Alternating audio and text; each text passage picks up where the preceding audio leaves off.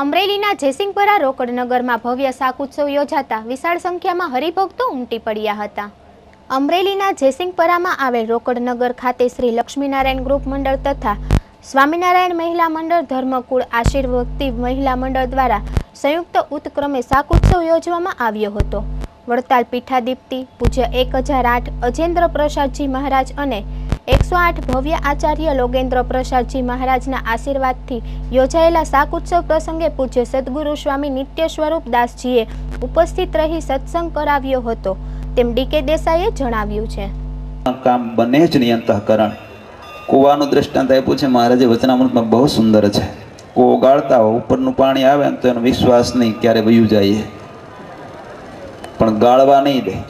હેરું આવશે પાણી તમારે કાઢવું તો પડે નહીં તો ગાળવો કેમ પછી ગાભા ભરાવા પડે। હેરુને બંધ કરશું તો ઊંડા જઈ શકીશું, ઊંડેથી પહોંચવા નહીં દે।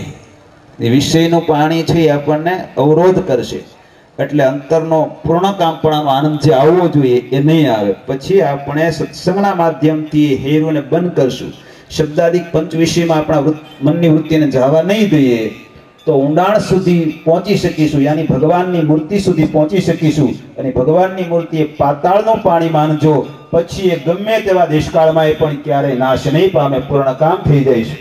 તો ભગવાનના સ્વરૂપ સુધી પહોંચવા માટેનો જે પ્રયાસ છે આપણો, એમાં આ સત્સંગ આપણને પ્રેરણા આપે છે।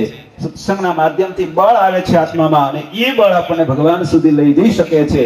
તો સત્સંગ આત્માનો ખોરાક છે અને આત્માને બળવાન બનાવવા માટે કાયમ માટે સત્સંગના પીયુષ પીતા રહીએ અને પીવા માટે આપણને ભગવાન એવો યોગ આપ્યા કરે એ બહુ જરૂરી છે। નહીંતર સત્સંગ તો થતો હોય, પીયુષ પીવાય, મહેનત કરતા હોઈએ આપણે, પણ પ્રારબ્ધમાં ન હોય, ભગવાનની કૃપા ન હોય તો કદાચ ન પણ પી શકીએ। તો ભગવાનને પ્રાર્થના કરીએ કે આપણને સત્સંગના પીયુષ પીવાની તક મળ્યા કરે। ગોપાળાનંદ સ્વામી વાતો કરી કે ખૂબ સંપ રાખજો, પરસ્પર મહિમા રાખજો, એ વિના ઉદ્ધાર નથી। કેવળ સાધનથી ઉદ્ધાર થતો નથી, સંપની મહિમાની બહુ જરૂર પડે છે। પ્રેમ વિના તો શક્ય જ નથી ભગવાનના ધામમાં જવું। એ નિષ્કર્મમ અપ્યચ્યુત ભાવવર્જિતમ ન શોભતે જ્ઞાન મલ્લમ નિરંજનમ। ગમે એટલું જ્ઞાન હોય, ગમે એટલો ત્યાગ હોય, વૈરાગ્ય હોય। પછી ભર સભામાં ભગવાને બાપુભાઈના બહુ વખાણ કર્યા। નાગર બ્રાહ્મણ હતા, સુરા ખાચર કે સુરા ખાચર આ બાપુભાઈ જેવો કોઈ બ્રાહ્મણ નહીં, કેવા શૂરવીર, અમે કહીએ તો તુરંત સંન્યાસી થાય। સુરા ખાચર કે વાતો કરો એમ સંન્યાસી ન થાય। મહારાજ કે આ તો કીધું નથી, બાકી કહીએ એટલે તરત સંન્યાસી થાય। સુરા ખાચર કે મહારાજ જો એ સંન્યાસી થાય તો હું મારી મૂછ મુંડાવી નાખો। આવે એમ કરીને પાણી ચડાવ્યું। બાપુભાઈ ને મહારાજ કીધું તો થાવ સંન્યાસી।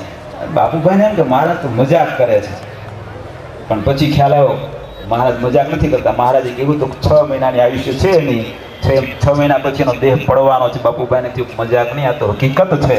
હવે જો સંન્યાસી નહીં થાવ તો આ કાઠી તો બધા એને તો કઈ શરમ જ નહીં, આખા દેશમાં આખા સંપ્રદાયમાં મને વગોવશે। પછી બાપુભાઈ સંન્યાસી થયા, 6 મહિના પછી દેહ પીડ્યો અને મરી ભૂત થયા।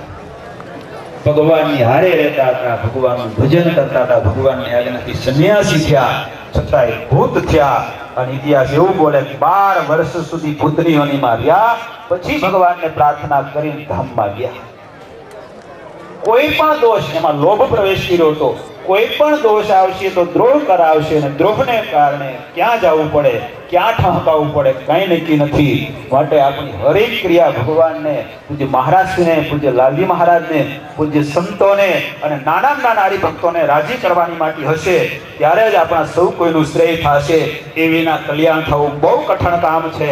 ભગવાનના ચરણમાં પ્રાર્થના કરીએ આપણી હરેક ક્રિયા ભગવાનની પ્રસન્નતાને અર્થે બની રહે, તન મન ધન પરમાત્મા પરાયણ બની રહે, અને હંમેશા માટે લોકો ભગવાનના ભક્તો સંતો મહારાજથી કેમ રાજી થાય એના માધ્યમથી દરેક ભક્તોને લાભ અપાવે છે। અને એમાંય વાલા ભક્તજનો એક પછી એક ઉછો ચડિયાતા જાય છે। અને એમાંય જે યુવા મહોત્સવ આવશે એ તો ચડિયાતો હશે, પણ વાલા ભક્તજનો જ્યારે પ્રતિષ્ઠા મહોત્સવ આવશે ને, શ્રી ભક્તોના મંદિરનો જ્યારે પ્રતિષ્ઠા મહોત્સવ આવશે ત્યારે તો આખા સંપ્રદાયને નોંધ લેવી પડશે।